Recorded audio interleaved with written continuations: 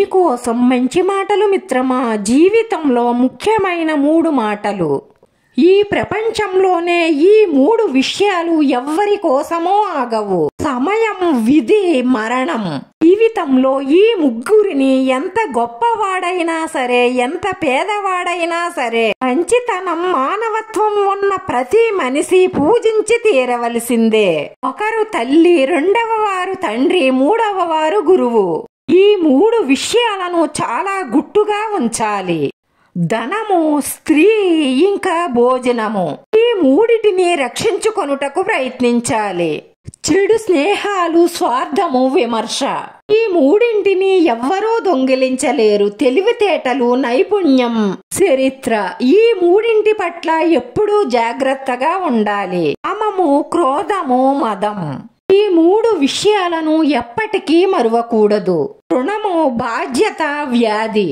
ఈ 3 విషయాలపైన మనసు పెడితే తప్పకుండా విజయాలను సాధిస్తారు. భగవంతుడు, విద్య, శ్రద్ధ. ఇప్పుడు దయ చూపించవలసిన వారు పిల్లలు, ఆకలితో ఉన్నవారు, ముసలివారు.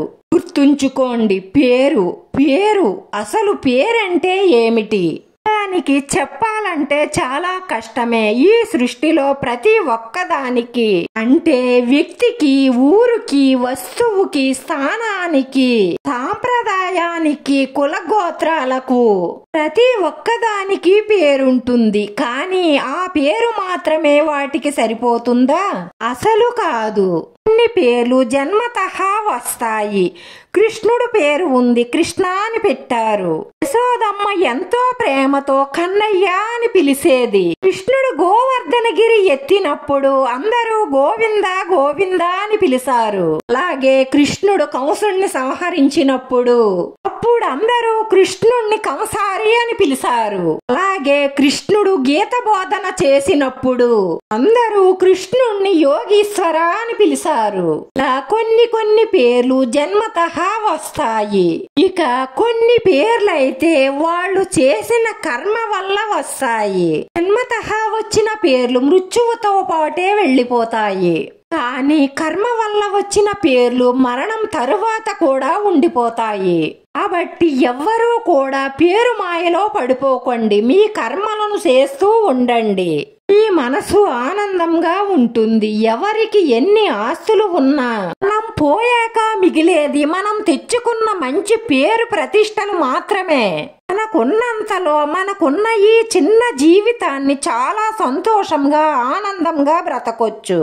కానీ చాలా మంది అలా బ్రతకడం లేదు. తోటి వారితో పోల్చుకొని వాళ్ళకన్ని నగలున్నాయి, వీళ్ళకిన్ని షేర్లున్నాయి, వాళ్ళకన్ని అంతస్తులున్నాయని, వాళ్ళు అంత గొప్పగా బ్రతుకుతున్నారని వాళ్ళతో పోల్చుకోవడం ఎప్పుడైతే మొదలు పెడతామో ఇప్పుడు అప్పు చెయ్యడం మొదలు పెడతారు. దాంతోనే మీకు ముప్పు రావడం మొదలవుతుంది. మనకెంత ఉంటే అంతలోనే బ్రతకడం నేర్చుకుంటే, ఎవరికైనా ఏదైనా పెట్టవలసి వస్తే పరువు అంటూ ప్రాకులాడకుండా మీకెంత కలిగి ఉంటే అంతే పెట్టండి. గొప్పలకు పోతే తప్పకుండా అప్పులే అవుతాయి. ఇక మీరు చేసిన అప్పులను ఇతరులు ఎప్పుడూ పట్టించుకోరు. ఇతరులు మీ అప్పులను ఎప్పుడూ తీర్చరు. ఇక ఆ ఇతరుల కోసం మీరు ఎందుకని అప్పుల పాలవ్వాలి? ఒక్కసారి ఆలోచించండి. మీ బ్రతుకునంతా గందరగోళంగా మార్చుకోకండి. బ్రతికి ఉన్నంత కాలం ప్రశాంతంగా ఉండే మార్గాన్ని ఎంచుకోండి. మీ పుత్రుడికి 20 సంవత్సరాలు దాటాయి అంటే నెమ్మదిగా ఉద్యోగంలో చేరిపోతాడు. తరువాత వివాహం అవుతుంది. వారి నిర్ణయాలు వారే తీసుకుంటారు. వాటి బాధ్యత కూడా వారే వహించాలి, తల్లిదండ్రులు కాదు.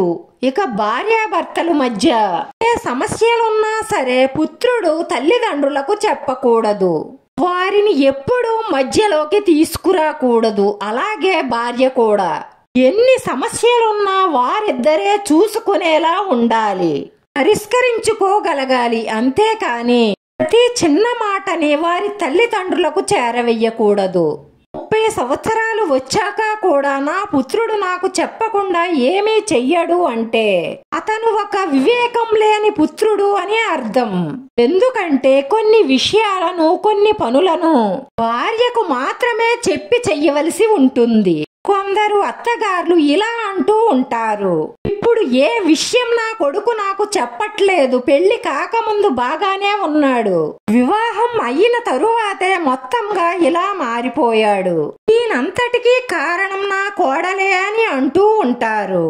అటువంటి అత్తగారులు గుర్తు పెట్టుకోవలసిన విషయం ఏమిటంటే, మీ కుమారుడి జీవితంలోకి పెళ్లి అనే పెద్ద విషయాన్ని తీసుకువచ్చిన తరువాత ఇక ఇటువంటి మార్పుకు కూడా మీరు సిద్ధంగా ఉండవలసి ఉంటుంది, ఉండి తీరాలి కూడా.